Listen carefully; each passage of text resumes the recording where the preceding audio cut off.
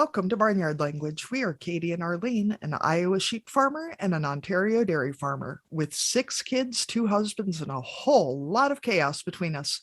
So kick off your boots, reheat your coffee, and join us for some Barnyard Language. Honest talk about running farms and raising families.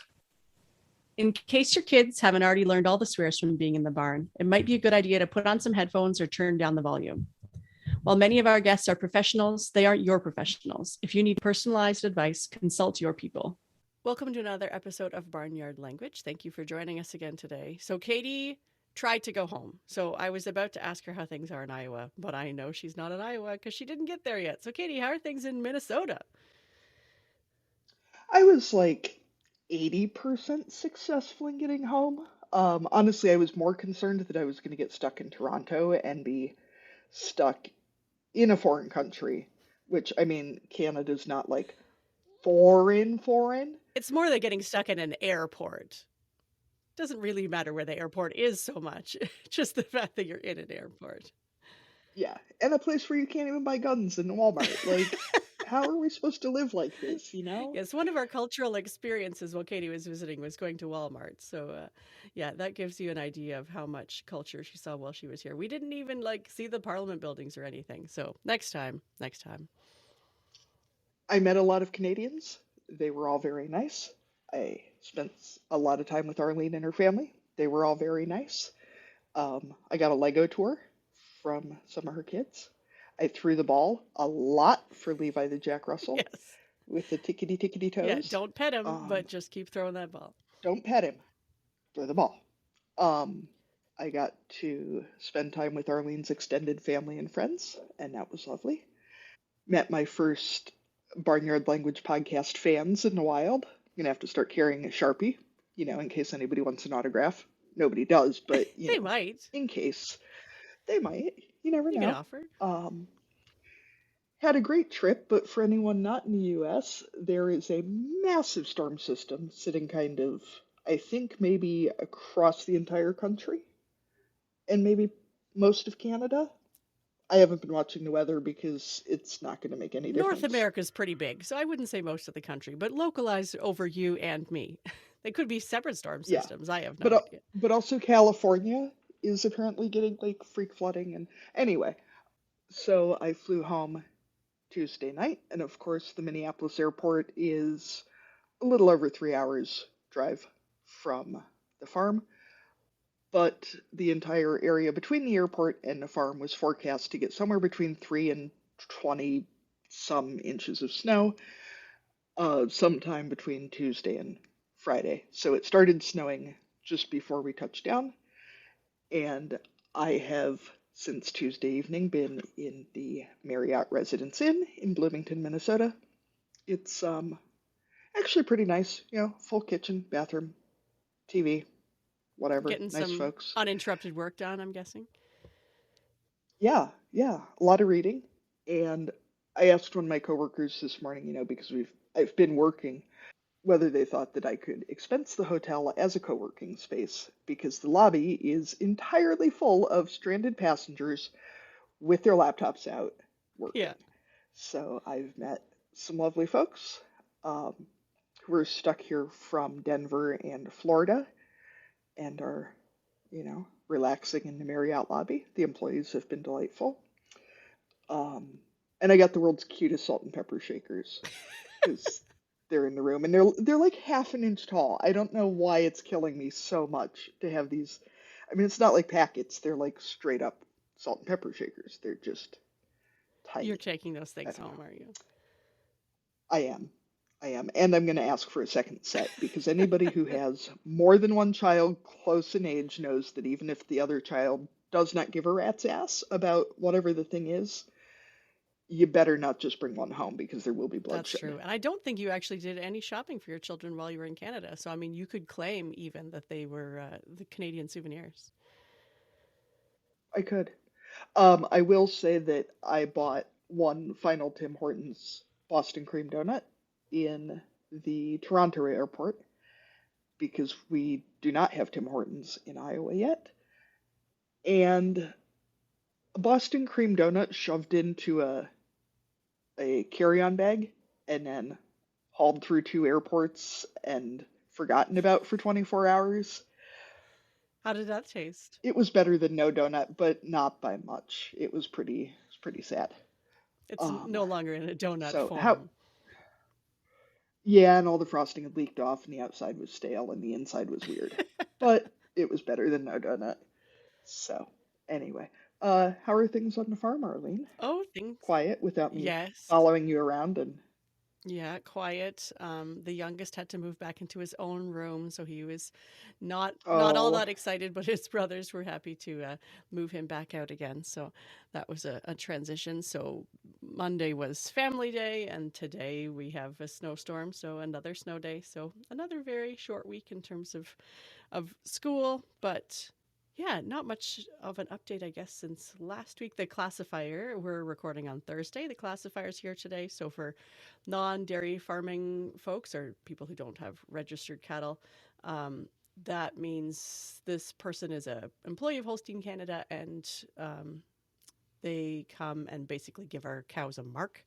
So they get graded essentially. And so we're hoping for some high marks today. My husband actually set up, we have enough passionate staff and family members that they set up a little poll, I guess, or maybe it's more of a betting system. I'm not exactly sure. But anyway, people were putting down their guesses as to what the classifier was going to give certain cows. So not only will we get to see what the classifier does, but we'll get to see who wins in terms of who has the closest guess to what the classifier does today. So I'll let you know, Katie, who had the closest marks on what the classifier was going to do. I told my husband this morning that he was going to have to tell her not to take bribes for, I mean, not that she would, but, not necessarily that we wanted the highest classification, but that certain people might be lobbying for very specific point values on certain animals. So that's kind of the update. So that requires a little bit of extra cleanup. There was some clipping going on just to make sure tails and udders were a little bit cleaner and neater than normal. And yeah, I guess that's it. Report cards came in this week, so that leads to some discussions based on how things are going. And I think that's it. I don't know. Katie, what do you have any updates from my house? I can't remember. I will say, Katie, my kids have gotten much chattier since you left. I didn't realize that they had gone almost mute. But all of a sudden they're talking again. So clearly your presence meant that they stopped talking.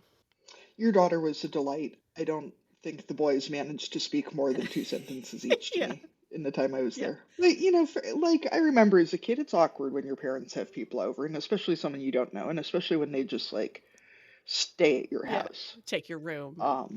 So, yeah, take your room and make you deal with your little brother. Yeah. And I will say that especially my youngest, I feel like I've said it before, he's a bit of a COVID kid. If he never had to leave the house, he would be perfectly happy. So I think that having, almost 2 years worth of no activities, limited school, being really quite sheltered. Here, a lot of things were locked down for a long time between the ages, for him between the ages of 5 and 7. It's definitely impacted how he interacts with the world. So that's something that we're going to have to work on. It's in my head anyway. So we'll see what happens there. Maybe he's just an introvert like me. Who knows? yeah, as an adult who happily celebrated Maida's birthday by leaving it introvert o'clock, which for anyone who's seen the videos was before the Garth Brooks serenade. Um, I I totally get not wanting to talk to people, and especially not strangers who show up at my house. So, you know, for our listeners, Arlene reasonably asked me not to take a photo, but I'm going to set up my own once I get home, and I will take a photo of that. But she has a genius idea for all that random shit that accumulates everywhere, the little things, She has one of those, what, like a plastic 5 drawer bin Yeah, I don't thingy know, or like a whatever, right? Rubbermaid or whatever. Those like craft drawers, or Yeah, yeah, like a disposable set of drawers, kind of not disposable, but yeah, plastic. yeah.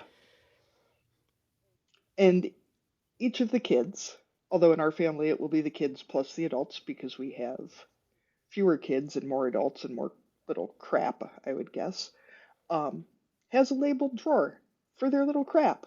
And I love this idea because a lot of times I don't want to put stuff away. It's a 2-inch tall doll that my child is going to demand the minute they get home. But I don't want them all living in the middle of my dining room table or on the kitchen counters or in the bathroom, which seems to be where everything accumulates. So I'm loving the idea of just giving everyone one space where all their random shit can be found. I And dig then when that. someone says, So, "Where's my insert item?" you can just say, "Check your drawer." And hopefully it's there. yeah. Because it's easy to pick up the big toys and the big shit, but when it's like a magazine for my Yeah, husband that little and handful of screws or bolts or whatever that gets dropped on the table. And I'm sure there's an intention for it, but I don't know what it is or where it should end up. well, and the girl child makes a lot of art at daycare, which is awesome. But like 2 weeks ago, she cut out a paper hamster, which is fine.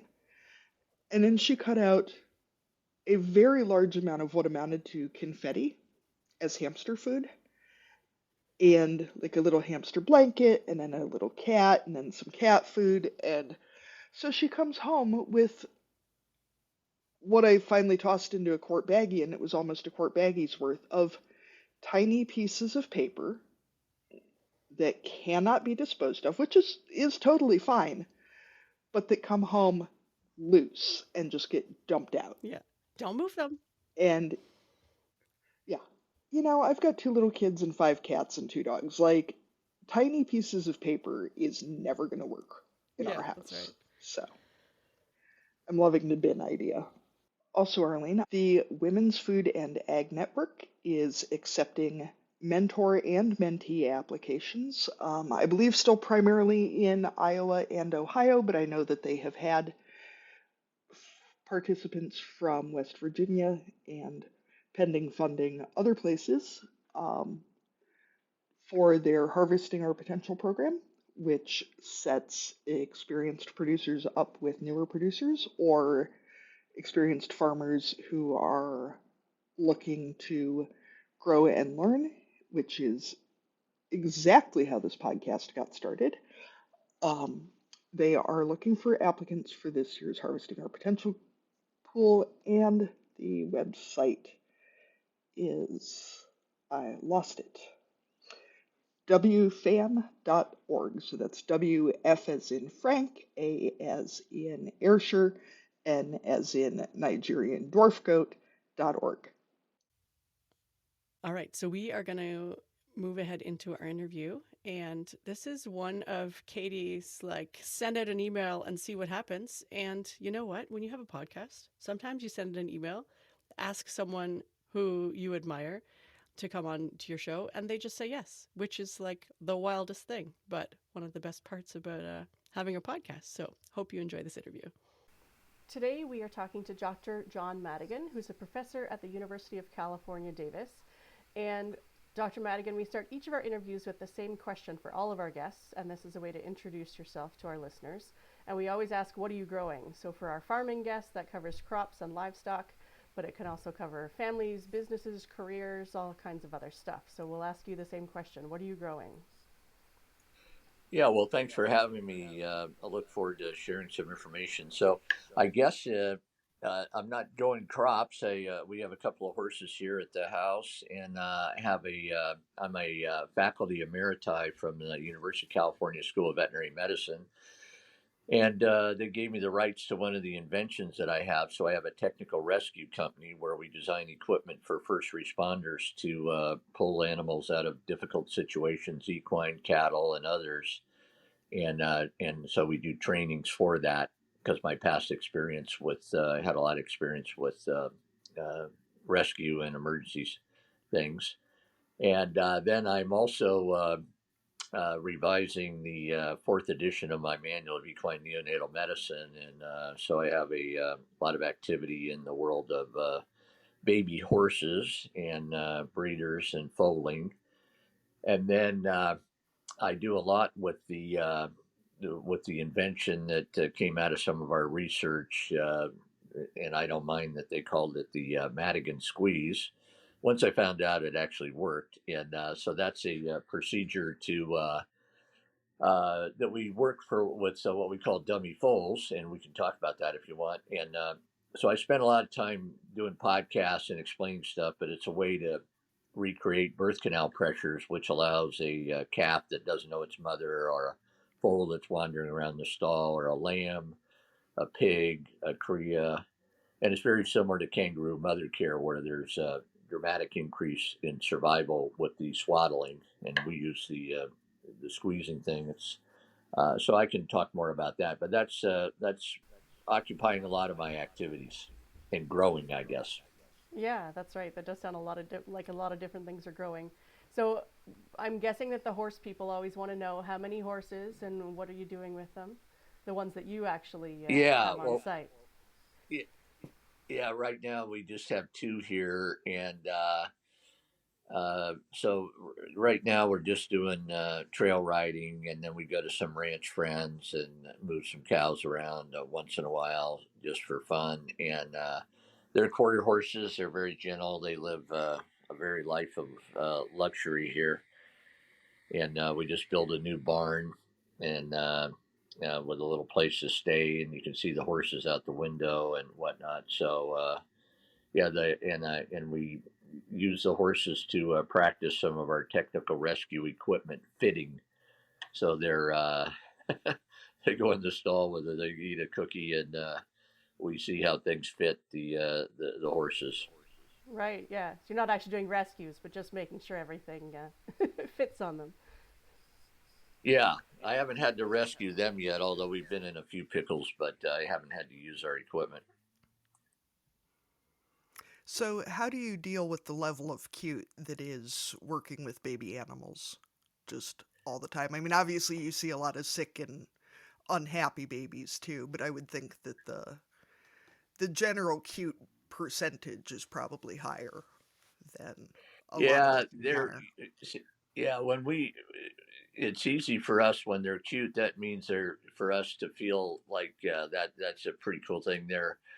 They're feeling good. You know, they're looking at you, moving around. So they've recovered, and so that's good. And then when we see them, they're disoriented, recumbent, flopping around, that kind of thing. So the cuteness doesn't fit at that moment. It comes okay. What's the matter? Make a diagnosis, figure out a treatment, and then proceed from there. But it makes it's sure a lot of fun. And then when you turn with one of these foals that been upside down and doesn't know his mother and wandering around, then they're out running around the field, and he's following his mom and doing stuff. Yeah, that's a good reward system. So, I'm going to rearrange a few questions here. I actually found you through Instagram. Somebody was demonstrating using the Madigan Squeeze on a calf on their farm, and it wasn't something I had heard of. And as a livestock producer myself, I raise beef cattle and lambs, and Arlene has dairy cattle. I've certainly dealt with some lambs that didn't do real well after birth more than calves. So I'm wondering if you can tell us some about the Madigan Squeeze. And my big question was, how sure were you that it was going to work the first time you tried it? Were you like pretty sure, or was it one of those like, well, it can't hurt because, you know, I know there's some things we try as farmers just because it's worth trying something, but you know, Yeah, yeah. It's one of the most common questions I get is it starts with, well, how did you decide you were going to try this, and then uh, what was the first time you used it, and then what's the science behind it.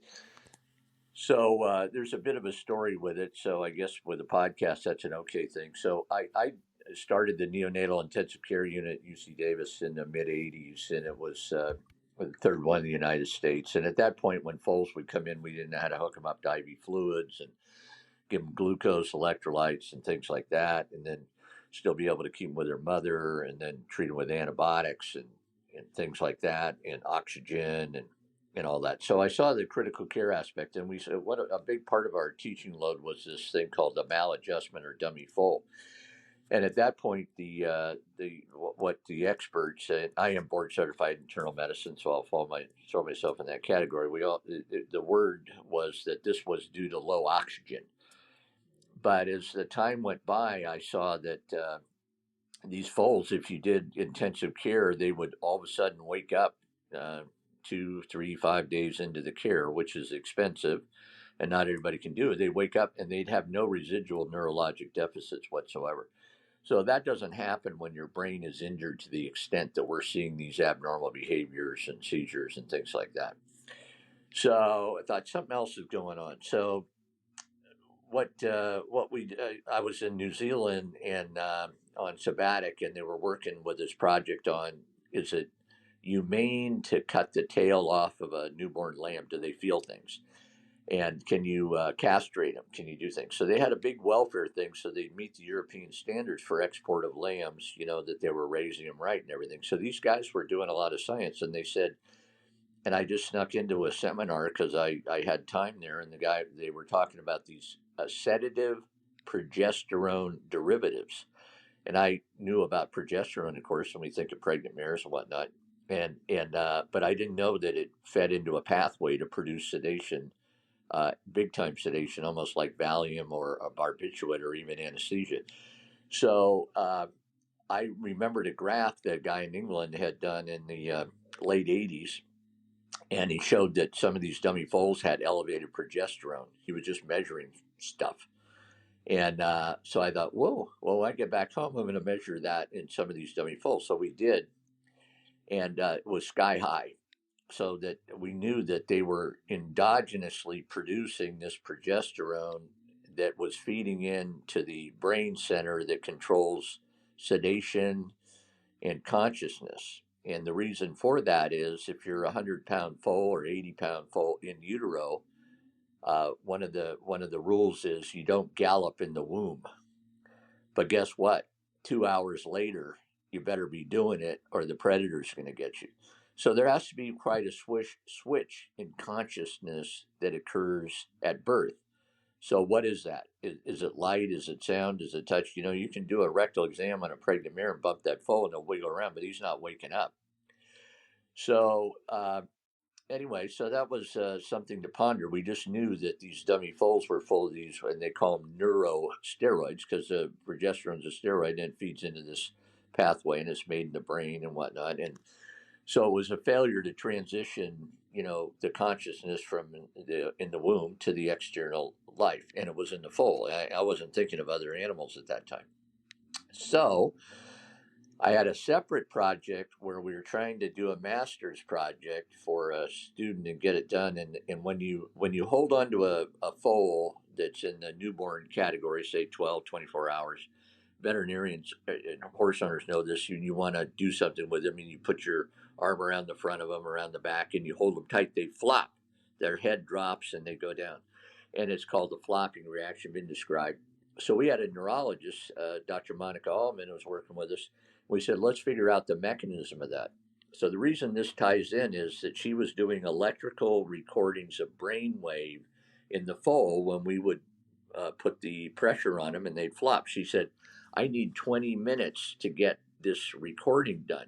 And hell, I can't hold them. We couldn't get anybody to hold. So I remembered this loop restraint thing that they use in cattle to lay them down. It's from the early 1900s. It's been around a long time. 2 half hitches over the thorax, something around the chest, and you pull on it, cattle will lay down. So we tried it in the foal laid down, did it for 20 minutes, and then we measured all kinds of different things. And since we were measuring the neurosteroids in the dummy foal, I said, we want to publish this, so measure it before, measure it after. Well, what happened is when we got the data, number one, the brain waves showed that they go immediately into sleep when you put this thing on.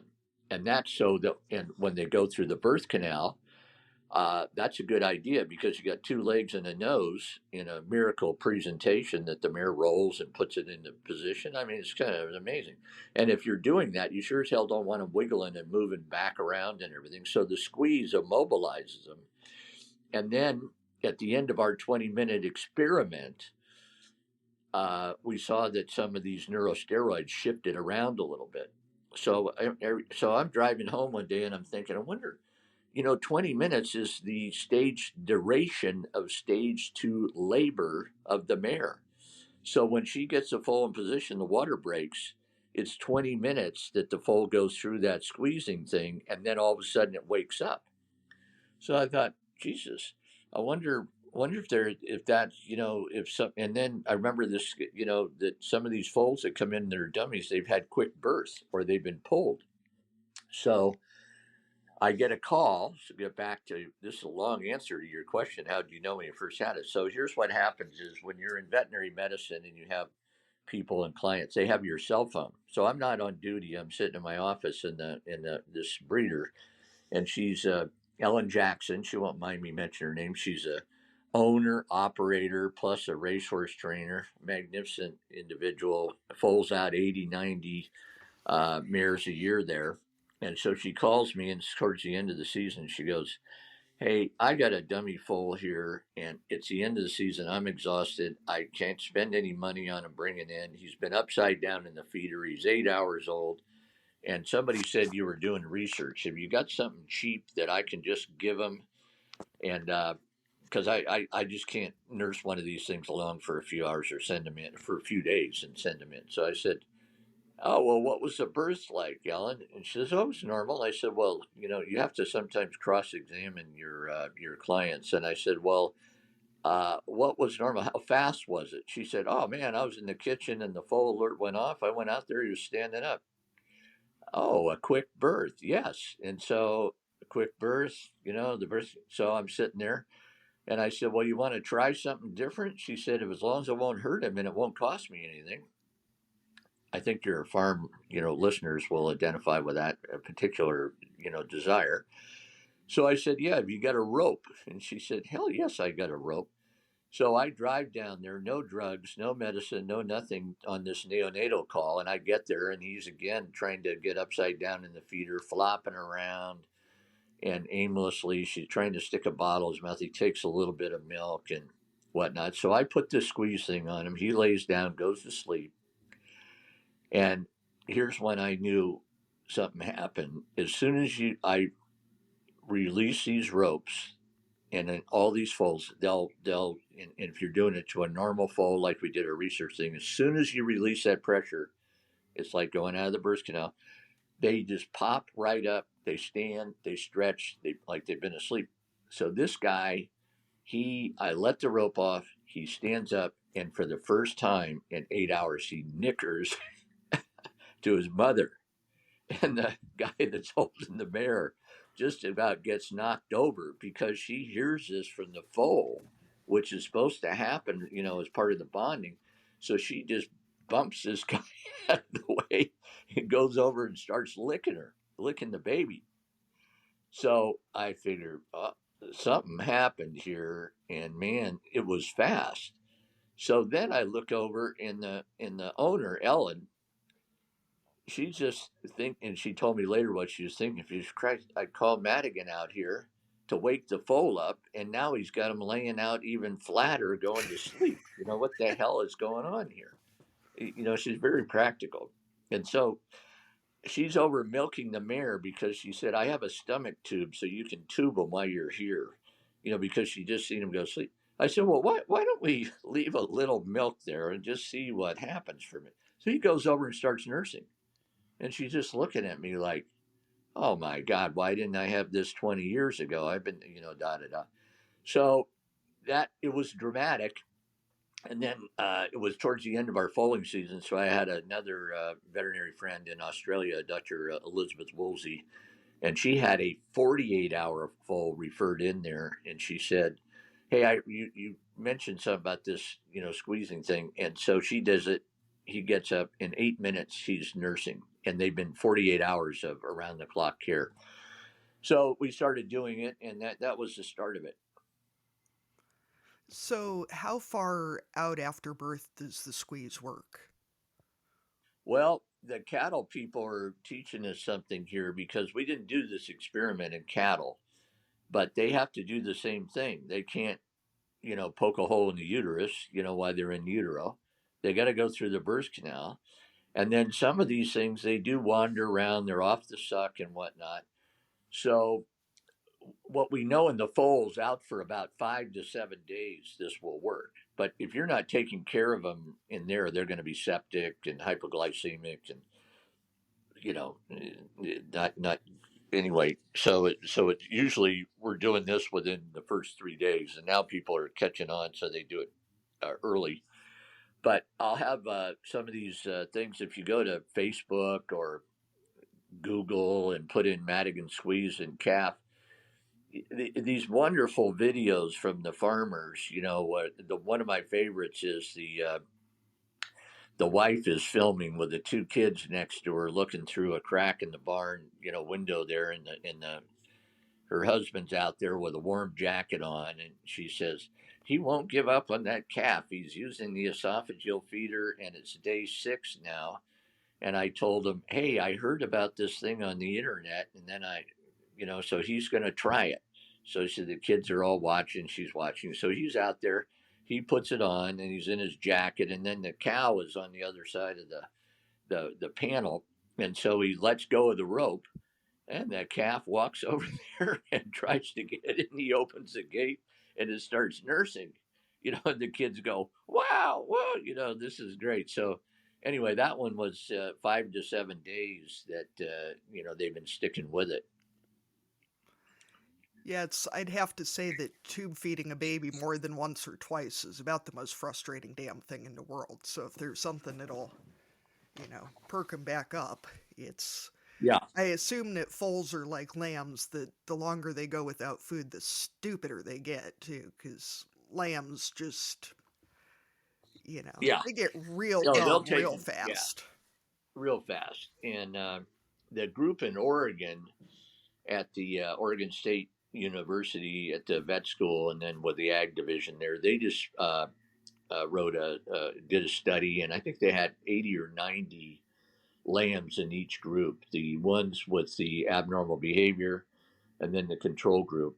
And they concluded that when they used the squeeze procedure, it rapidly corrected the lambs' misguided mental stuff, and they started to nurse. And they did ones that were seizing. They had there's a nice category. You can see if you go lambs, and they called it the thoracic squeeze in the title. And so you can see that. And then they did it in New Zealand, because I communicated this, back to them, and they had a C-section lab at the vet school. So they did, a cow, and they did C-section. Well, some of them were kind of early, so they bypassed the birth canal. And then I think they did 7 in the lab. 2 of them weren't nursing at all. So they did the squeeze, and they went over and, started nursing. And then they've done I've done some stuff with the failure to thrive pigs as well. These little guys that wiggle around and get pushed away, and then they start fading. They can wake up again. Yeah, I was just wondering if there's any risk factors associated with the procedure, or if people can mess it up, because we can always find ways to mess things up. Yeah, the only contradiction would be, and it's in the foals, if they have fractured ribs, and if they've had a quick birth, that's unlikely, because that means that they're pretty big, and so that would be it. It's a short procedure. The thoracic thing, if they're in respiratory distress and cyanotic and truly asphyxiated, it's not going to do anything if there's really brain damage, as opposed to a persistence of these hormones that are keeping them asleep. So, in all the data shows, back to the dummy foal, is 20% do not recover, even in the best intensive care. Well, those are really asphyxiated, brain damaged foals, and they're not going to get better. So 8 out of 10 will, but that the 8 out of 10 are the ones that somebody brought into the clinic, or the vet comes twice a day, and not everybody can do that for 2 to 7 days. It's so the fact that there's a lot of ways to put this thoracic pressure on. We have a little harness that we use in the clinic, but they said, why don't you sell that and market that? And I said, well, I'm afraid people are going to think you need this damn special harness rather than a rope that you can just put a half hitch around. So we're not going to even show that in the pictures. So we stick with the rope, and I hear some people worried about putting a rope around there, but I mean, some of my veterinarians say, "Oh, I just sit on them now. I just sit, lay on top of them and whatnot." So no, and there's so many videos of how to do it. Like you can find one. I have my manual of equine neonatal website, and it's got very easy step by step ways to do it. And you'll know you're doing it right if the foal lays down and you just keep enough pressure on. People say how much pressure is. Just keep some tension on there. If they start to wake up, pull it a little harder. And it's like having an untrained dog, which I'm very familiar with, out on a walk, and they're kind of pulling on you. It's about that much pressure. Does it matter how big a rope you use compared to the size of the animal? No, Okay. I'm trying to picture no. this. You want something that slides and produces some compression along the dorsal part over the back and then under the sternum. And so, a medium sized rope and without ridges on it, so it'll slide, is easy. And there is a company, I think it's Equine Reproduction Products or something, and they have a rope that has a hondo in it, so you don't have to. The rope would normally go, over the shoulder between the front legs, and then it comes up to the withers, goes over the back, put the rope underneath it. That's called a half hitch. Then you go over the back, put it underneath that, and then you pull the long extension out behind the foal, have somebody holding it wide. Then it just gradually, easily lays down. And it's used now in normal foals and vet med where you got to do an ultrasound or you got to put a IV catheter in or you got to run some plasma. The foal goes to sleep. You put a blindfold on him. The mare knows the foal's asleep. You let her just stand right there. And you can do a lot of procedures in the foal, except that they have a reduction in their pain response, which we determined in the experiment. They're asleep, not anesthetized, so you can wake them up if you poke them too hard. But they do have an increase in endorphins, and so they tolerate a little bit of things that they normally wouldn't. Say, this sounds promising even for having to poke at a calf, because the nice part about lambs is you can, pick them up and do stuff, but having to hold on to a calf while somebody does something to them is a little more challenging Yeah, sometimes. yeah, and they'll lay down. It makes it a hell of a lot easier. Yeah. It's as the one who's always holding on to them, I have a vested interest in making this easier. Yeah. So did you grow up on a farm, or how did you end up in vet medicine in the first place? Well, I actually grew up in San Francisco, and then my sister liked to ride, and so my mother bought her this horse that turned out to be kind of a runaway, and they kept it in Golden Gate Fields, and so for some reason I started riding it. I guess I was 12 or 13, and the police barn was right there, and so the horse would every once in a while take off and run me through an intersection, and then I would turn it up into the trees and stop it, and I wasn't phased too much by that. And then the police officers were on their mounted patrol. They said, "Hey, kid, come on down to our place. We want to show you a few things." So I started doing that, and then I was riding my sister's horse so much they bought me one. Then we moved to Woodside to have the horses, and I got a job on a children's camp and guest ranch when I was 15. I had to misrepresent my age as being a little older, and then where you taught kids riding, and then played. I did some roping, and then I met a guy that played polo as a veterinarian. That's how I got into veterinary medicine. Bill Linfoot, and he was a 9-goal polo player. So I started playing polo, but I was really impressed by him, and he convinced me. If I hadn't gotten a B in metal shop, I wouldn't have graduated from high school. So I had to really change some of my study habits, and then had to be motivated. And so he was a mentor for me, and he did wild horse breaking, and he was really a hand, and he could get on a horse in 45 minutes, rope it, and then approach it and do all the things, and that's all caught on this natural horsemanship. But he was superb at it. But I noticed how he would focus on that horse. So I had attention deficit disorder. So when I was in class, I'd watch my instructor he watched these wild horses, and then my GPA, my first year of junior college was 1.7, and then after I did this, I had a 3.66, and so that was how. Then I had to really work hard to get into vet school because I had such bad academics. I think it really says something, though, to the power of finding the right thing for you. You know, that Yeah, as someone who also has ADHD, that, if you find that thing that interests you enough and you find the right folks to encourage you at it, you can do just about anything. But until you find that, it can be a mess, and it's still a lot of yeah, work after that. So, yep, One of the things you talked about at the beginning was your work in disaster and emergency response involving large animals and doing rescues. So, is it just being in California that leads you into that field, or is there something else? I mean, being from places where there are, not really any risks of fires or earthquakes, we feel more safe, I suppose, where we live. But what else led you into that part of your work?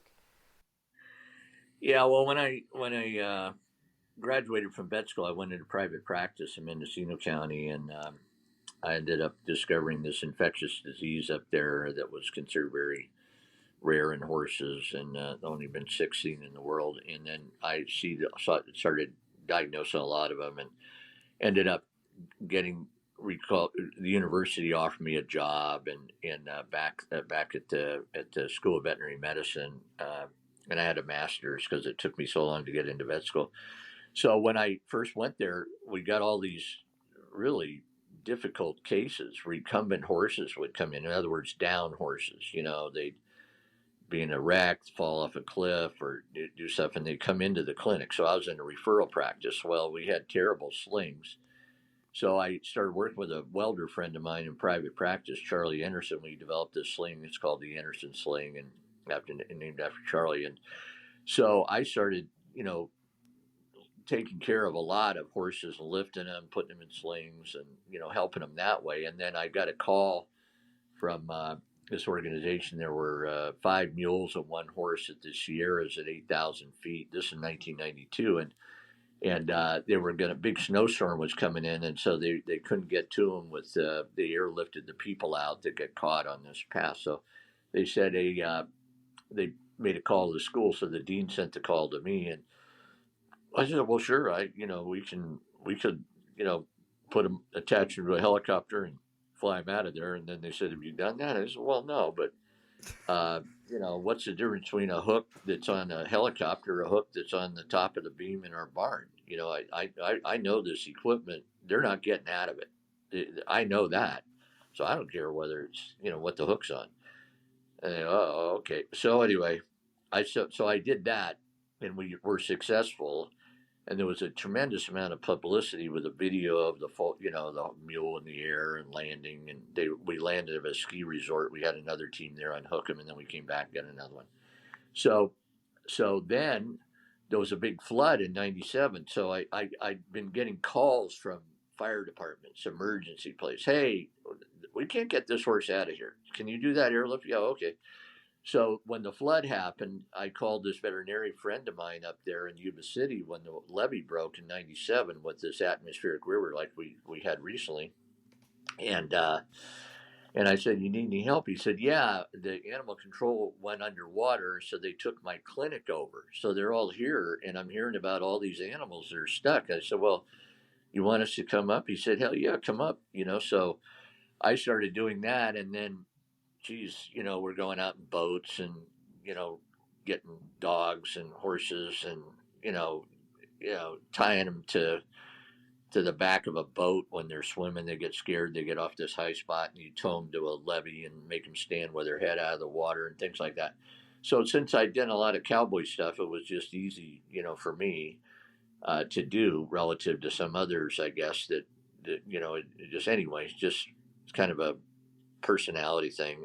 And so then the governor has this big deal and, thanks everybody. And then all of a sudden I'm on the California Animal Response Emergency System Training, committee.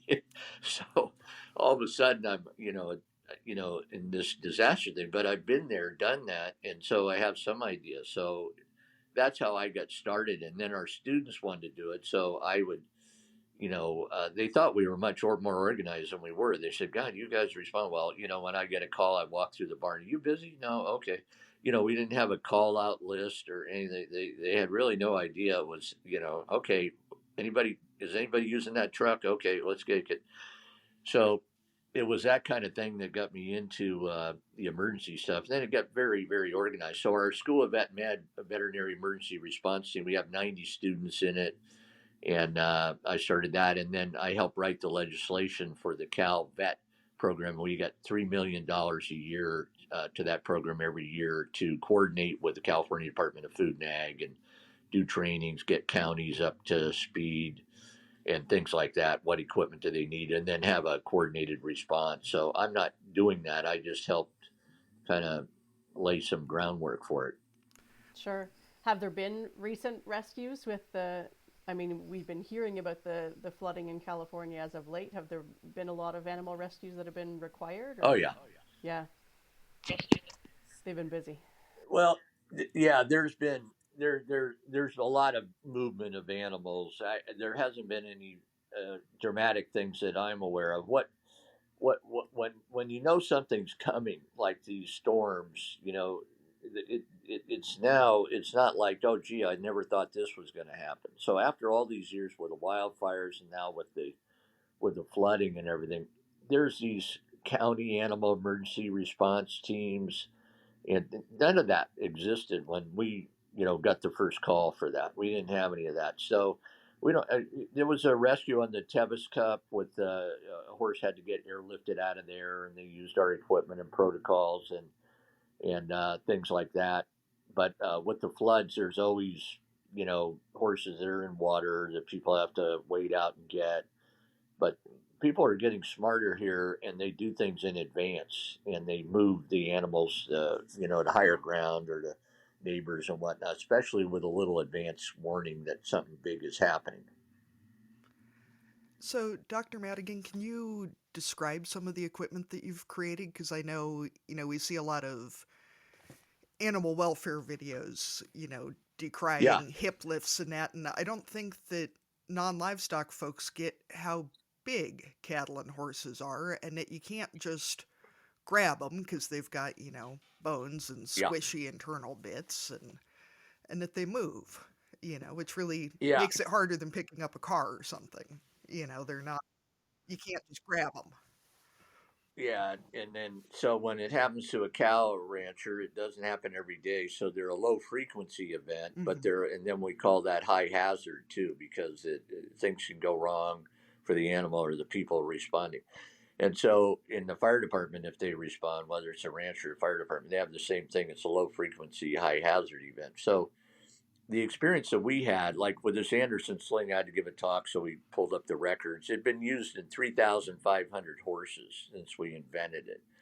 So we have a hell of a lot of experience about, how to do this stuff. So that's a good sling, but it's hard to get on a recumbent patient, a down horse or a down cow or anything underneath it. It's got so many buckles and straps and everything. So then the next invention I had what's called the large animal lift. That's commercially available with another company, not mine.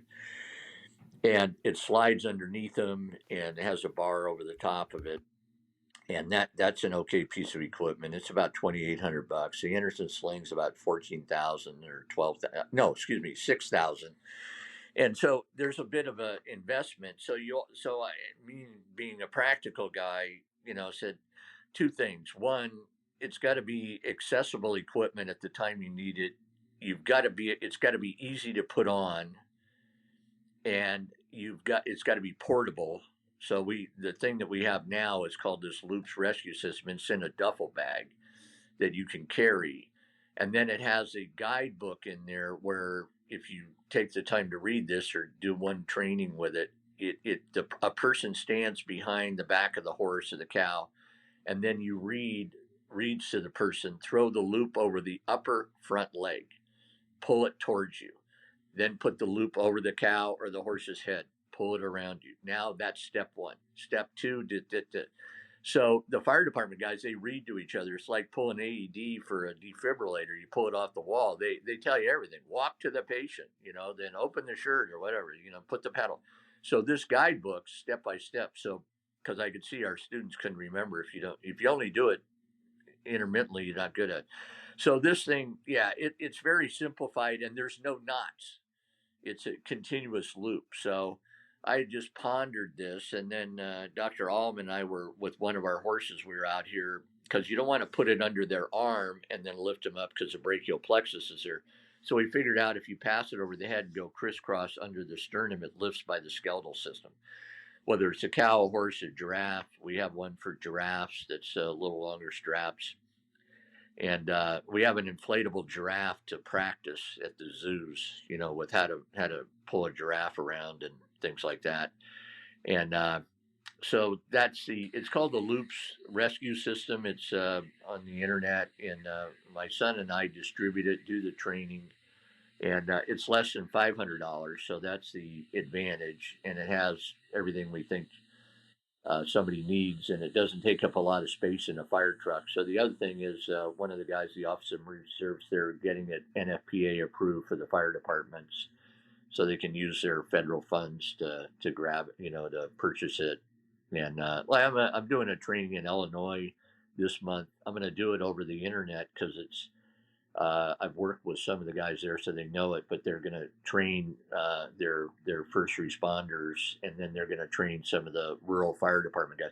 Because if you got a horse sticking his head out with some ice and everything, it's hard to get in there in the mud. So we have a real practical approach, and we think you can do about 85-90% of what you need to do out of this duffel bag compared to having a rescue trailer with hooks, snaps, and guideposts, and all this stuff which is behind a locked gate on a Sunday where somebody doesn't have the key, and there's one person on duty and they're an hour away looking for a lost dog, and you've got to wait with a horse or a cow flopping around stuck somewhere. So you have to have accessible equipment. That means it has to be affordable, and it has to be able to have an instruction guide in it. So that's been the guiding principles for that. Well, I know one of my husband's friend's boys was in a tractor rollover this fall and thank God was not killed. But realizing how far away the equipment is to deal with something like that really drives home the importance of being able to do something like throwing a duffel bag in the back of a truck instead of having to go, it was an hour and a half drive to get the equipment they needed to get everything back up the hill and off him. And that was, yeah. Oh, no. Exactly right. And, if you're on a pack trip and the horse gets in the mud, you can have, I do some lectures in the mountains in Craig London at his pack station there in the Sierras. He has one, and one of these kits. And if you have it in a horse trailer at a barn, you can grab it. And horses, down is dead for them. So they fight like hell. And then all these secondary, and by the time you get there with equipment in 2-3 hours, they're in another further bad state. Yeah. I was going to say, it says a lot about your horsemanship that you've done this many rescues and haven't been killed. So. Yeah, I think that somebody was asking me, they go, hey, how'd you get this protocol when we were doing the airlift of mules? Because the packer couldn't go in. There was only so much room in the helicopter. And then we had the other guy that was doing the lifting helicopter. And so he said, a couple of those mules don't like just everybody that they see, And so we had to walk them out in the snow so the helicopter came in with a long line, and then we had to put the frame over the top of them.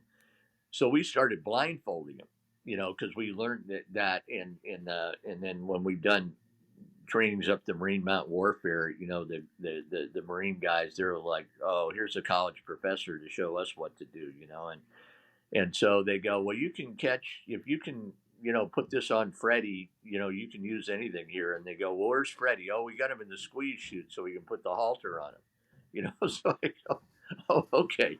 So I put Freddie out on the tarmac after we got the halter on, man. He was really an expert at kicking, but we blindfolded him.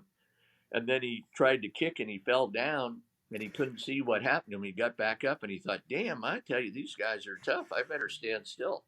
So yeah, you got to have a little savvy, sense cowboy stuff where no, we better not do that. We better stand here. Or wait a second. I was on a trail ride, and a friend of mine was trying to go up out of the water, and there'd been a big change in the river, and his horse fell backwards with him, and he got his foot over the rein, and the rein was over the horn of the saddle, so the horse was stuck and he was flailing around, and the guy barely got out of this. It was 10 feet of water or so where the horse moved in. So I galloped up to see where he is, helped him get out, and I'm watching this horse flopping around. So getting back to this instinct, I remember when you get your lifesaver thing, they go wait for the person to quit struggling and then grab them. So this horse just went under the water, and then I walked out and stuck his head out, and he held his breath. He blew a bunch of water out of his nose, believe it or not, and then he just like a sort of a submerged boat that was on its side. I could just drag him to the edge and got my pocket knife out and cut his rein off of the horn, and he stood up. But if I tried to, jump in anyway, it's yeah, you gotta have that sixth sense to kind of like a rodeo clown. Yeah. I don't know a lot about how the fire service works, and I'm in Canada, so I mean, it's probably a different system, but are there ways that we as farmers could advocate to get our fire departments to have that gear on site, or are there programs to kind of put a bit of pressure on to make sure that those things are available if we should need them? Because I know in some places there aren't a lot of farms, but you're also depending on those people to help you out when you need it. Yeah. Well, a lot of these communities do have, in California, they named California the county animal response teams. Well, when you're really rural and you know that if you got a problem, then you get a group of people that say, well, if you have a problem, here's a call list, and we'll drop what we're doing and go over there, go to the site. So a lot of times it's through the volunteer fire departments. That's where they go, and then they have to respond because they get these animal calls all the time. I mean, if you go to Google and look at fire department and horse rescue, there'll be some horse pulled out of this or that every week. So I think there's two things that one is that you get a little training, and you should train with something that's very simple, and then you should have it be affordable so that it's not you'll pull the trigger on it because you're not going to use it very often. And I think if you start with that and then send one of your guys, we do these trainings periodically and they learn how to do it. Then what we do is we have a PowerPoint and a disc that gives all the background on the different equipment you can use and why you might want to use this and the limitations of all the things, and then the steps to do it in the mud, in the water, off the edge, pulling backwards, pulling forward. And they can give that PowerPoint after they've been to one of these trainings and show the other people how to do it. And that's in vet med, they used to say, okay, here's what you're going to do is watch one, do one, teach one, so it's a little bit like that, but it has to be simple, practical, and then have a reminder system, which is this little booklet. It's not on a damn app. It's in print. It's waterproof, coffee proof, manure proof, so that you can go, okay, we're going to pull them backwards. So, okay, stand here. Tell me, which leg do I throw this damn thing over? Okay. Yeah. And then you can stretch these out. There's 4 loops in there. So you can you can put 6, 8 people on the end of this after you attach it to the front or the back of the cow or the horse. And you can loop these together. And then there's another 6 feet, another 6 feet. And you can get a whole pile of people and give a yank on this thing if you can't get your equipment there. So that's all kind of, that just comes from the cowboy up stuff that I grew up with. It's good to see, too, animal handling equipment that's built for when things are going wrong, because it seems like so much of what we see is, well, it'll work great as long as this horse is stuck somewhere on dry, flat cement. It wouldn't be stuck Yeah. if it was somewhere that it was going to be easy to get it out of, because it would have just walked away. wouldn't be an issue. Yeah, we've got even a thing called a people mover in there, and it's got all these straps on. It's 1,800 pounds, and you can get it under the horse. And then if you can attach one of these loops to that on either side of that, and then the loop on the horse, so you got a drag system if you do have to go over kind of really rough stuff too. And that's in the bottom of the bag. So as you mentioned that, because some of these skids are really nice, but they're great big, 10 feet. You don't always have that. So we got this, and if you tear a couple holes in it, great. Get another one after you're done. You're going to use it again in about a year or maybe 2 years. So you said people mover. I thought maybe we were talking about, like when I was pregnant and I got stuck in the mud out in the sheep lot and lost my boots, and we could have used some sort of a hoist There's system a strap for that system one. to That's the other Yeah. thing. Yeah. We always make a joke and say, God dang it, now you animal lover people, if we go out there and the rider, there's been a wreck and the horse is off the edge and there's also a person there, you got to use the people motor on the person first. Because these other people say, oh, we got to get the horse. No. Okay. Nope. People first. So as people who have livestock, one of the things that's, is always in the back of your mind is what to do in an emergency. So what things should we be doing as livestock owners to be ready for emergencies when they come up? What things should we have already in place? Yeah, well, that's a really good question. And there's lots of good literature on it, but figure out what the risk factor is for the season that you experience. It could be, freezing. It could be flood. It could be fire. It could be you get a lot of earthquakes. And so, when I give a talk in Japan, it was all about earthquake and animal sheltering and things like that. So if you're going to have a fire, okay, what are we going to do? If we're going to shelter in place, where are we going to move the animals or whatnot for a defensible space? And that may mean we got to rearrange a little landscaping. So you sit and make a plan. So that's the deal. And the farmers and ranchers are very practical, but if you just say, okay, identify what's the problem, and then say, okay, could we move all these cattle? If the fire starts right away, if it's a long distance away and it's liable to come, yeah, you may be able to have time. But if you don't, so you figure out a scenario for a rapid, what are you going to do? And if you got to leave everybody, if you got to have the carrier for the dog, the cats, and all this stuff, there's some very elaborate, preparations. Have 7 days of food and, this kind of thing. Just enough to save you first and your family members, and then the pets, and then what about the livestock and things like that. So you have your important papers, damn it, just have them in a deal that you grab and take with you. Have that on your list. So you just got to sit down and say, this could happen. That's the first thing, is that this probably won't happen to me. Well, we all got a safety belt on now, but back in the day, when they were just didn't even have them, it was like, I'm not going on too long a trip. I don't have to wear it, now, that kind of thing. You just have to say, this could happen, or it happened to somebody else. So we better sit down and go through the personal plan, the family plan, the pet plan, and then the livestock plan. And then if you check with your county office of emergency services, because once you leave, it's hard to get back in.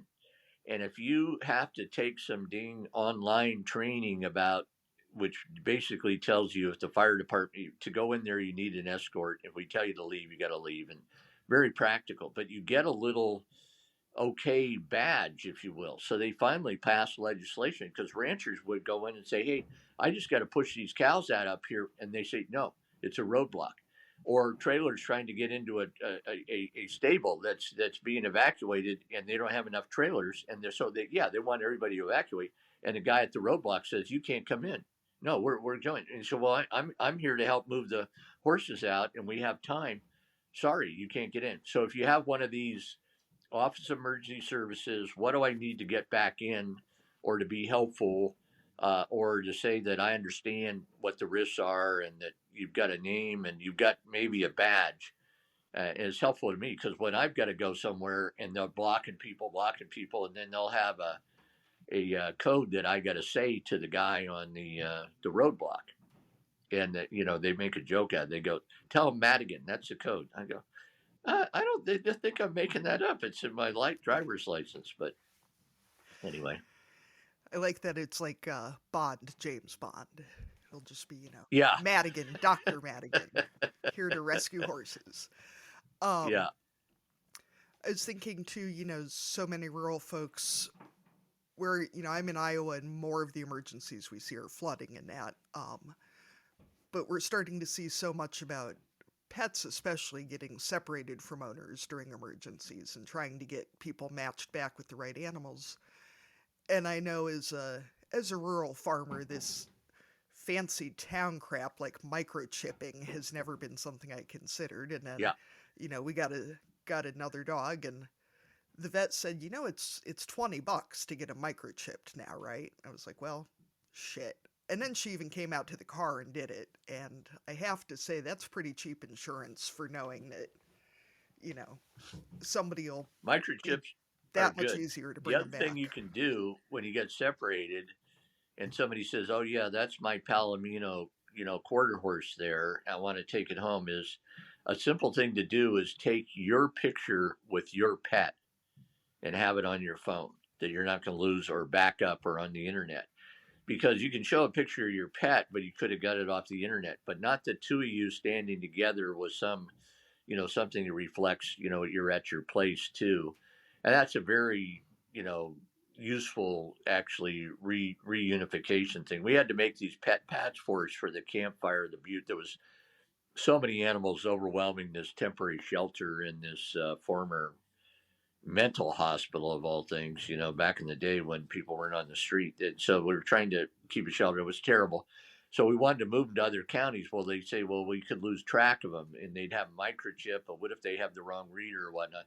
So we created these pet passports. And the best thing is, back to the old thing, is the photo of the pet that goes along with the collar, because the collar can come off. The microchip is great if you have it on there, but the photo with the owner that's going to be requesting the animal, whether it's a horse or not, is good. And then if your horse get loose, it's nice to have something written on them or a collar or something like that. But we have microchip for horses too.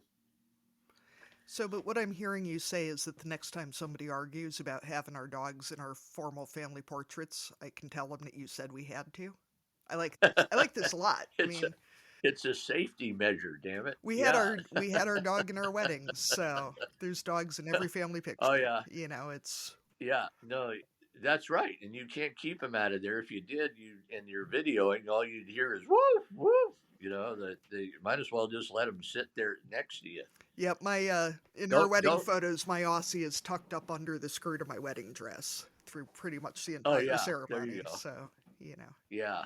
I forget what movie I saw where, it was James Harriet. Do you watch that where the dog ate the wedding ring and then they had to give him the mustard to make him throw up?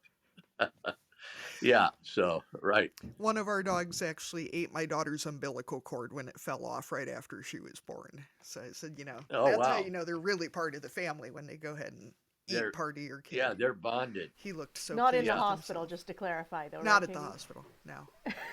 Nobody would let Ola into the hospital. Poor dumb creature. That's all right. I was going to ask a parenting question, John, because we're both parenting and an ag podcast, and I'm at the stage of life where my oldest is going off to school in the fall, and as a professor, I'm wondering if you have any advice on things that we should be doing now to make sure that she's as ready as she can be for the university or college experience, because as a parent I'm feeling nervous about it, obviously. So I figure you've got some expertise in this area. Yeah, well, it's a changing environment, from when, and I have my kids, went through that, and I ended up taking them to school, pulling them out of school, and taking them to New Zealand with me when I did that 6-month sabbatic. So my son went to high school at a school, and then my daughter went to Massey University, and she ended up staying there and graduating. So when I left her there, she was living with a a family that I met and knew via vet med and that kind of thing. So she had it wasn't some, 8 kids living in a 3-story place at like Idaho, which is a party, thing. So I think, the dorm thing is good because you start and you meet people, and staying in the dorm is a good idea. And if you have a school that, you know, here in California, there's some ag schools, Cal Poly, and things like that. And Davis is huge now. But I think getting in the dorm, and then when they do get outside the dorm, you really want to be careful what, on the roommate selection, and how many kids are in there and things like that, and spend some extra money so they have some privacy, for the studying, because the distraction when I was in college, one of the things I had to do is I had to move out of the apartment I was living with 3 other guys and get my own. It was a real dive, but I could sleep, get up, study. I had control of my environment. So I think that is really important. And yeah, it's a challenge. Things are with the social media and all this stuff. So I think a good school that's grounded in fundamentals, and that's getting harder to find, would be one of the most important things. And then the dorm, and then the schooling, and then that and letting them know there's going to be a lot of distractions, and that if they want to stay there, they're going to have to try to achieve this. And if they get into trouble in something, that's okay, but get the help, figure out where you go to the study hall, where you go to the thing. And don't feel like if your roommate doesn't go to those extra study sessions that you do. Like this Bill Linfoot told me, he said, if you got to stay 8 hours for that physics test, and your roommate, and for you to just get a B, and your roommate, just sails through and gets an A, it doesn't matter. That's what you got to do. You've got to, you have your own thing. But if you got to do that 8 hours to get that grade, then do it. It doesn't matter what the other people are doing. So that was good advice for me, because I did have to really, had to record classes and things like that. So you figure out what your learning style is, and then it's a bit of an adaptation. And but I think the type of school and the housing that you have is the best first start that I would suggest.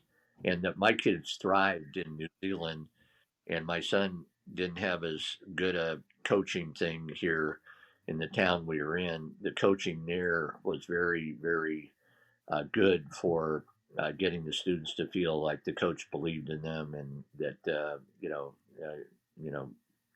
you want to play in this position. If it's working, let's try that. If you tell me that helps you, but otherwise, then the coach would tell them, stand here, don't do this, and so this that and then they would walk to school.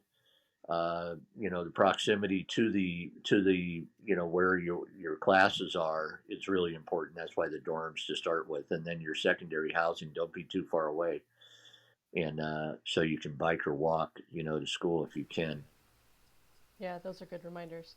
It's residence applications open today, the day that we're recording. So we're on on schedule to get her application put in today to be in residence next year. So we've hopefully we'll have the first piece of your advice followed for sure. Oh, that's good. John, I actually did my study abroad at Massey and had a great experience. So, Oh, you did? yep. But Arlene, my advice was just going to be to let her buy some more cows so she doesn't have any money to get into trouble. A couple more show heifers. And there's she no won't money have for money or tuition time. either. Eh. Minor You have to little, pay for tuition and little side residence note. somehow. Yeah. Yeah. So, John, what do you see being next for you in your research? And I noticed, poking through the tremendous list of papers you've written and been cited in, some work around human medicine with cortisol and the sympathetic nervous system and all that. And, as that relates to your research with the Madigan Squeeze and that. So what's next? What's the next thing to put your name on? And, Well, I, my daughter won't mind me telling, but she it's a genetic thing. She developed postural orthostatic tachycardia, or POTS, and it's a post-viral thing, and then your heart rate goes up. You don't circulate your blood the way you did. Your body feels like you're what we call hypovolemic, like you dumped a liter or two of blood out on the sidewalk. So you're weak. You can't put your hands over your head to shampoo. You do all this stuff. So I didn't have a lot of things for that. It's a long story, but I ended up. She was getting prescribed IV fluids periodically and seeing a good neurologist, cardiologist. So I saw this machine. This is called external counterpulsation, uh, and it's a deal that squeezes your legs in a synchrony with it, because the EKG is being recorded. So I went with her to her cardiology appointment, and of course the guy sees me sitting there, and when we both come in, he goes, "Uh-oh, I got another one of you professors going to tell us cardiologists what to do and whatnot." So I asked if we could use his machine that he had up there, and he said, "Sure, it won't work," and it did. So I ended up buying the machine and then getting trained on it. So for 6 years, actually, I go there once a week, and she gets on this machine, and then she can actually function very well. It resets her autonomic nervous system. And there's a lot of people suffering from that. And she just started this new medication that slows her heart rate down, and she's not going to use that machine. So there's a discovery there with a drug that's designed for something else. It slows the AV node in the heart, but she's a completely different person now. And so I think trying to share some stuff about what we learned on the POTS. We want to do a broadcast because there's a lot of kids that they get told it's all in your head. We can't find anything wrong with you. You just got to suck it up. And they actually have a problem, and her mother had it. And it was very life changing for a gal who grew up on a cow ranch. And then you can't walk to the mailbox without sitting down sometimes and stuff.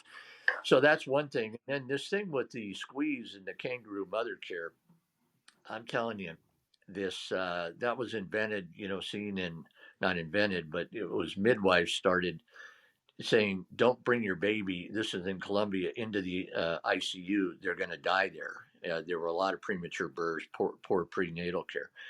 Well, when they started delivering the baby and then sticking him on the mother's chest and then tightly swaddling, because they had to walk around with him, they wore him all the time. Well, that's the same thing that's happening, I think, with the squeeze. Is it helps, and they show that it increases oxygenation, and increases survival, it increases feeding, response immunization. And now they have a study that's gone out for 18 years showing that your neurodevelopment scores are different.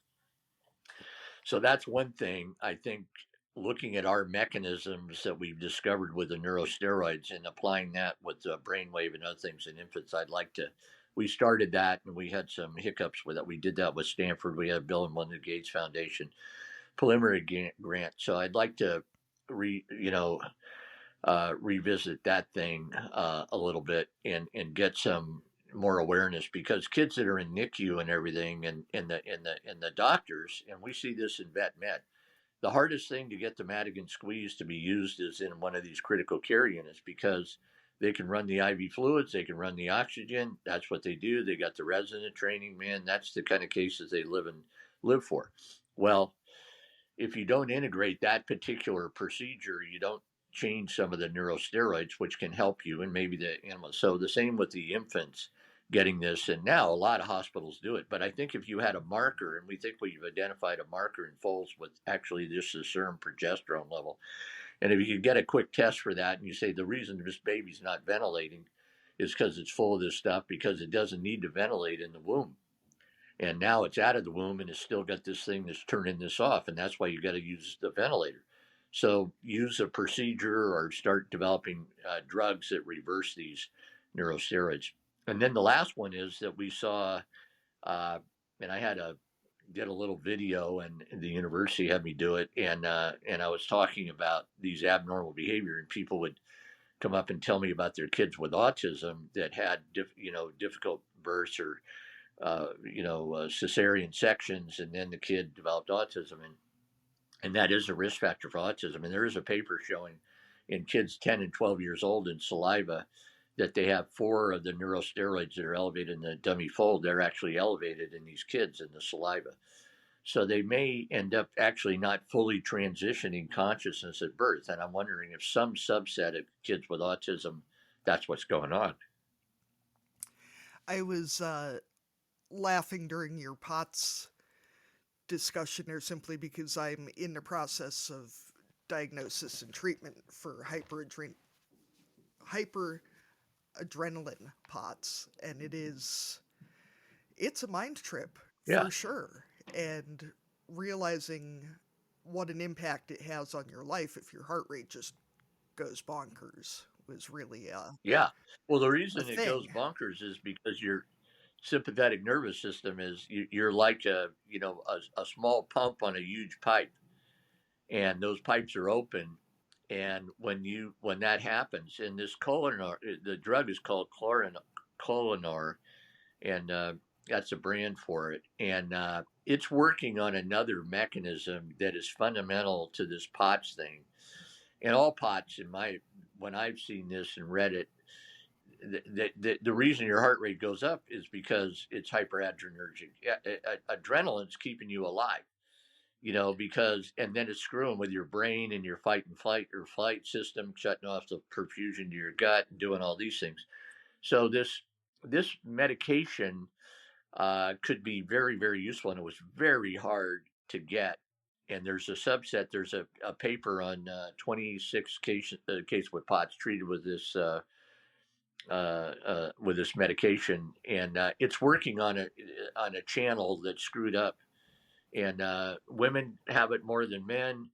It's post-viral a lot of times, and then it shuts off the normal regulation of your autonomic nervous system. So when you stand up, you're like a column of water rather than everything integrating. And then if your blood pressure starts to go low, adrenaline is going to keep you from going. So that means your heart rate goes through the roof. My daughters would go up to 140, 160 standing up, and now it doesn't happen. She's out moving hay and doing things, this week. This is 1 week on this thing, and it was a massive thing to get through there and try it because it's a small trial and get the insurance. But that's a breakthrough. Very exciting to see somebody's life return. Well, and it's good to see getting past this, well, it's all in your head. Well, of course, anything that's ruled by hormones is in your head. That's, I think a lot of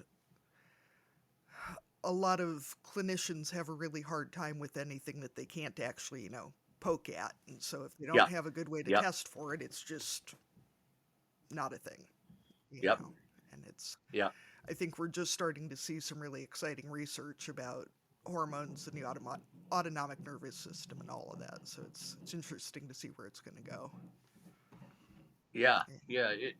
I don't think there's a more complicated system. I mean, it's easier to go to the moon and back than figure out how your autonomic nervous system integrates every movement. You see all these computers that do to get a guy's arm to move this way and that way. Well, try standing up, walking around, moving, run your heart, run your gut. Hello, this is complex stuff. And if you're lucky enough to target that one, and a lot of things are channels. That's how this squeeze works.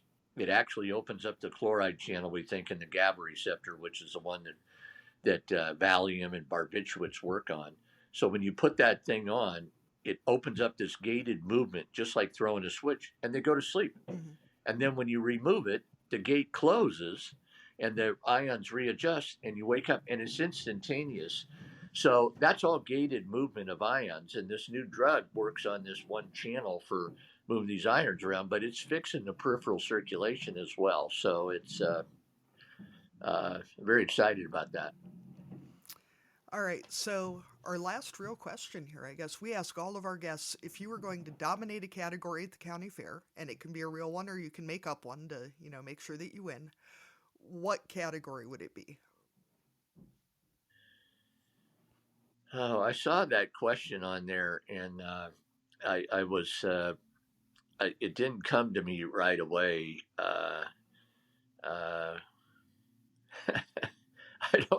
I don't know. I would probably have something for kids to learn about veterinary medicine, and I wouldn't care whether I won some award, but talk to kids that are thinking about it but don't feel they could do it. I like that. They can always become recreational veterinarians like the rest of us livestock farmers. That's how I like to think of it. Yeah, but Like you can also tell them, I struggled with this, so here's the things you can do is number one, don't give up, and then, you know, learn how to study, learn how to do a few things, and, you can reach your dreams. did you ever consider being a small animal vet? Or was that never on the table? Yeah, I actually, when I graduated, I moved to Ukiah, and the guy that hired me did nothing but small animal, and I'd done the Dude Ranch Children's Camp stuff, and then stayed in touch with the owners of that place. We had 60 horses there, and I take care of them in the winter, and I knew those people, so I wanted to go back to Mendocino County where I spent all my time. It was very rural, so I saw small animals there, and it was really a lot of fun. There was no referral clinic, so you took care of everything. You could pin femurs, and you get help because this guy had been doing stuff a lot. So you're on emergency duty and hit by cars and things like that. And so it was a lot of fun actually doing that. And then I started building up enough.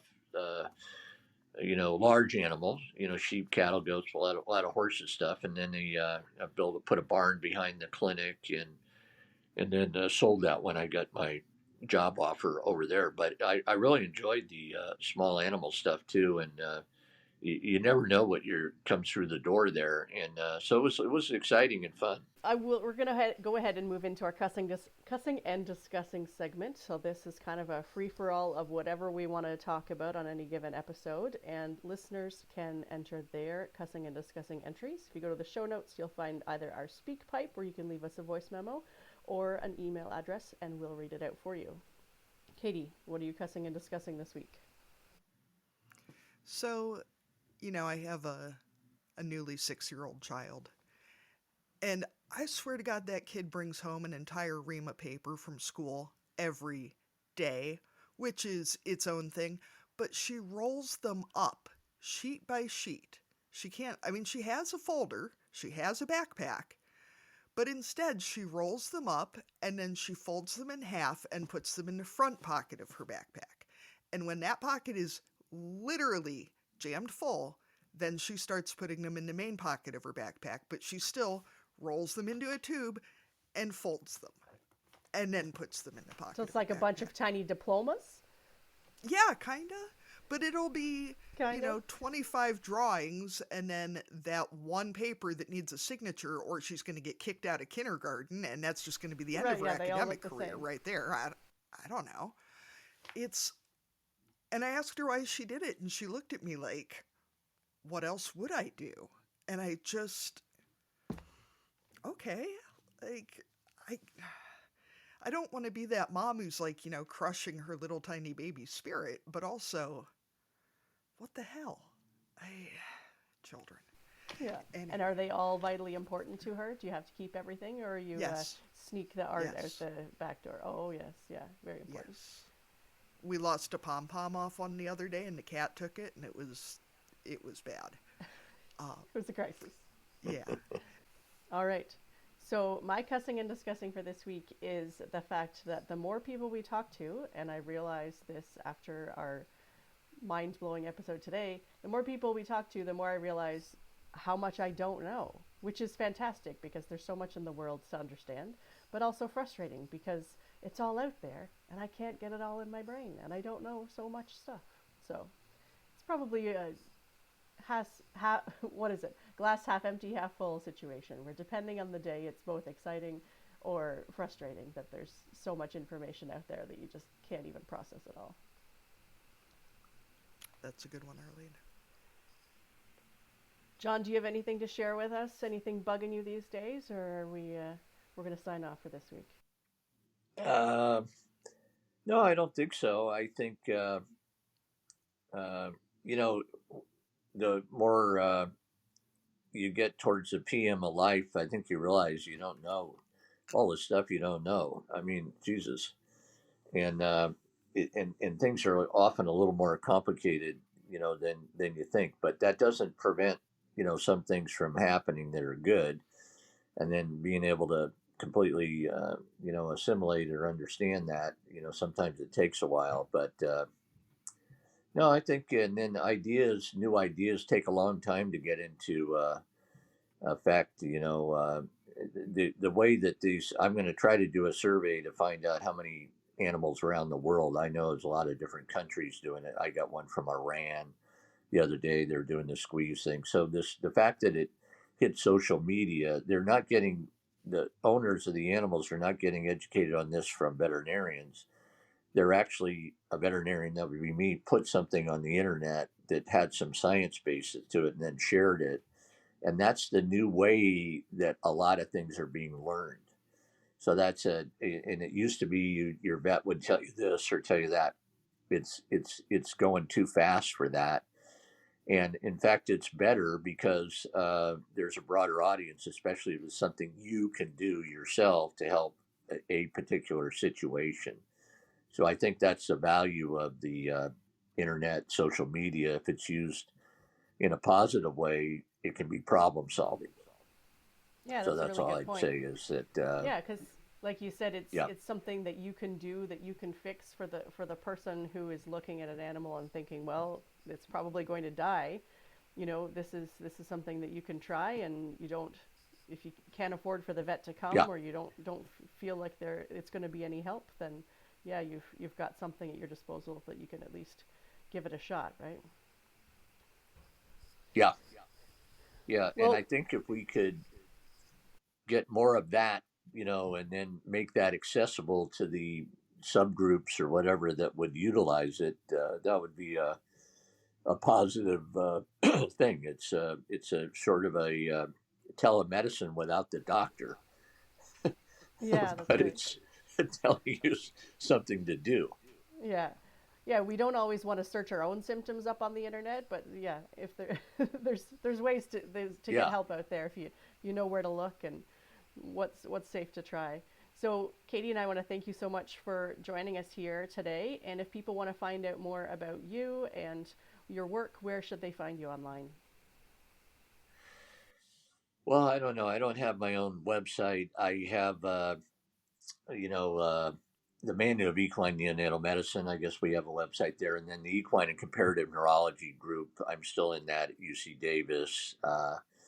And my email is jemadigan@ucdavis.edu if somebody has some questions or wants something, sent that way. And my company our little company, it's an LLC so that we can pay our taxes and do everything, is loopsrescue.com. And you could send a message to me there and whatnot. So that might be one way of doing it.